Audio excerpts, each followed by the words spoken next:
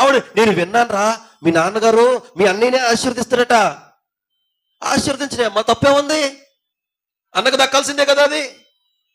మన కుటుంబాలలో కూడా ఇలాగే, ఒరే తమ్ముడికి నాన్న ఎక్కువ ఆస్తి ఇచ్చేస్తానంటున్నాడు, లేదా అన్నకు ఆస్తి ఇచ్చేస్తానంటున్నాడు. 4 ఎకరాలు ఉన్నాయి, ఇద్దరికి సరి సమానంగా ఇవ్వాలి కదా. కానీ ఏమంటున్నాడు తెలుసా? 2.5 ఎకరాలు ఆడికట, 1.5 ఎకరం నీకట. అది ఎలా కుదురుతుంది? నేను విన్నాను మాట్లాడటం. ఇలాంటి ఇంట ఉంటేనే కుటుంబం ఇడిపోతుంది.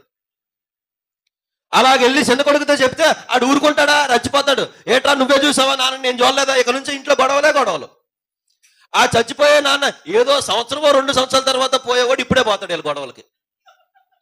అంతే, మరి నిజమే అది. ఎప్పుడో మంచాన్ని పెట్టేసి ఆస్తి ఇద్దరి పేరున నేను చేద్దామని అనుకున్నప్పుడు, మాట్లాడుకున్నప్పుడు ఇవి చాటుగా వినేసి మనం ఆల్రెడీ ముందుగానే ఇంట్లో పొలలెట్టేయడం వల్ల ఎప్పుడో తన ఆయుష్, ఎప్పుడో ఇంకో 6 నెలలో 5 నెలలో 7 నెలలో ఉన్న ఆయుష్ ఇప్పుడే గొడవలు చూసి తట్టుకోలేక ఆయన చచ్చిపోతాడు.